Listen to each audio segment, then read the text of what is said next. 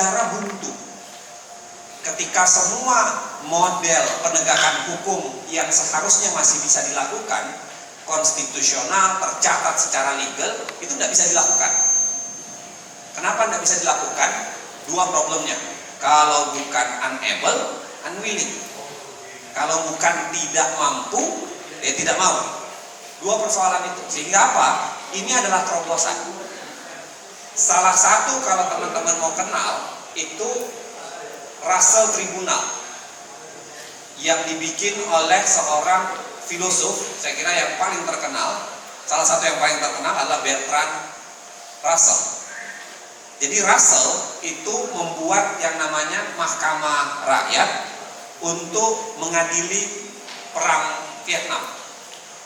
Ketika dia mengatakan bahwa Amerika melakukan pihak agresor, itu melakukan kejahatan dalam perang Vietnam, dan akhirnya dia buat itu. Nah, Mahkamah Rakyat itu modelnya. Jadi teman-teman akan mengagregasi atau memikirkan atau membuat sebenarnya pelanggaran apa saja yang telah dibuat negara terhadap warganya. Dan kemudian rakyat sendiri yang akan berdiri untuk melakukan gugatan kepada negara. Nah, saya belum baca gugatannya teman-teman nih, ya. Saya belum baca.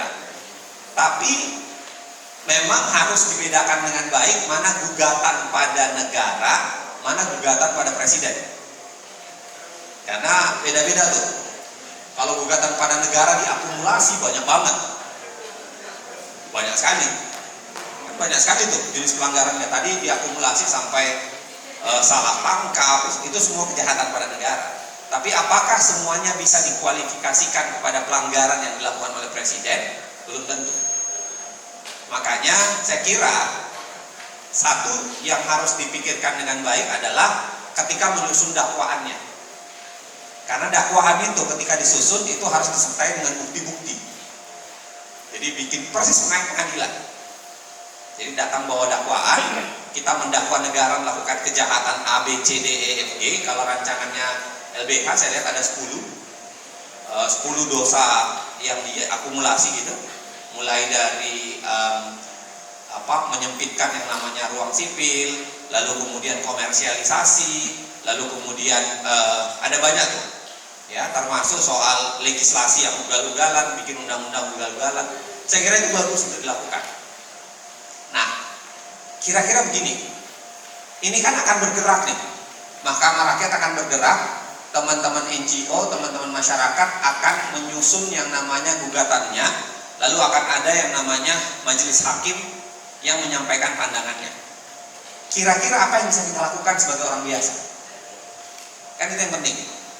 Nah, saya kira yang pertama yang teman-teman tidak boleh putus adalah berikan dukungan secara penuh terhadap Mahkamah Rakyat itu. Datang ke tempatnya kalau perlu, ramaikan.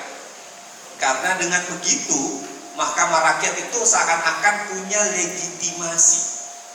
Karena legitimasi Mahkamah Rakyat ini adanya di publik, bukan di negara.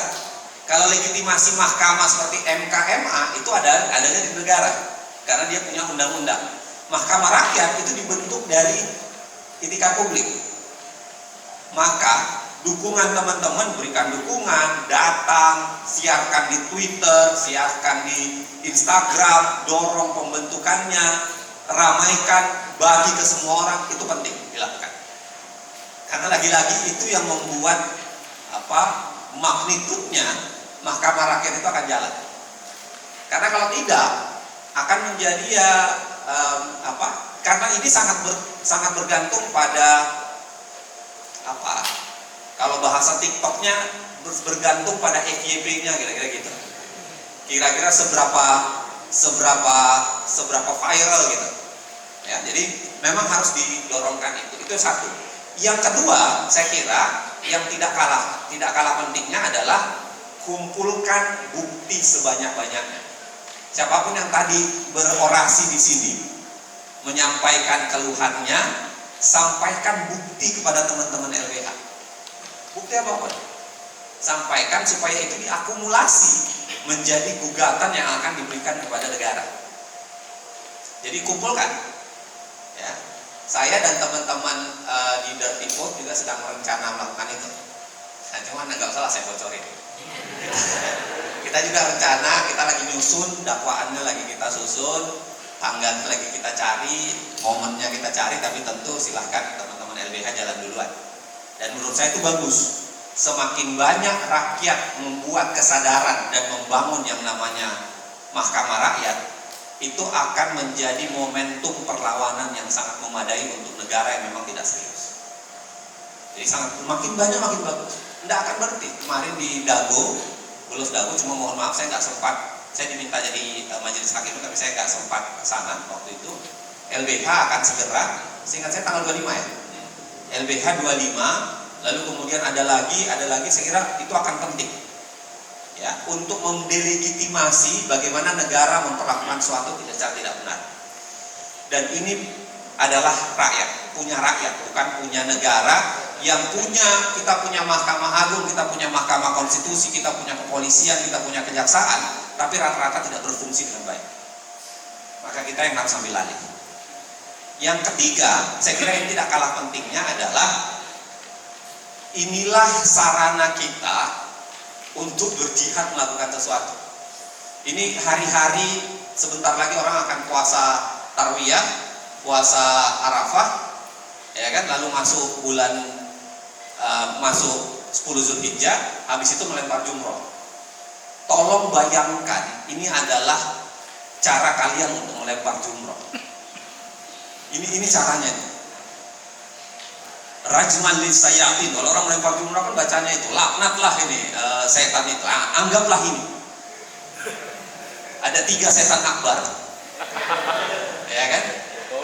3 setan akbar. Terserah kalau orang melempar jumroh itu, silahkan membayangkan setan yang Anda lempar. Kira-kira begitulah. Silahkan Anda bayangkan, lalu Anda lempar dengan semua tenaga Anda, semua keinginan Anda, semua semangat yang Anda punyai, semua kapasitas yang kita punyai. Karena inilah yang kita punya. Karena negara tidak serius melakukan itu. Maka jadikan momentum 25 Juni sebagai, karena kita sama-sama belum bisa berhaji, ya kan? Daftar tunggunya di Sleman udah 33 tahun. Insya Allah Anda mendaftar sekarang, insya Allah Anda sudah dalam kubur barangkali baru bisa berangkat, ya kan? Nah, tapi jadikan momentum itu, jadikan, pilih batunya, pilih setannya, kita lemparkan di tanggal 25 itu. Ya, karena itu yang penting, jadikan semangat perlawanan itu di situ.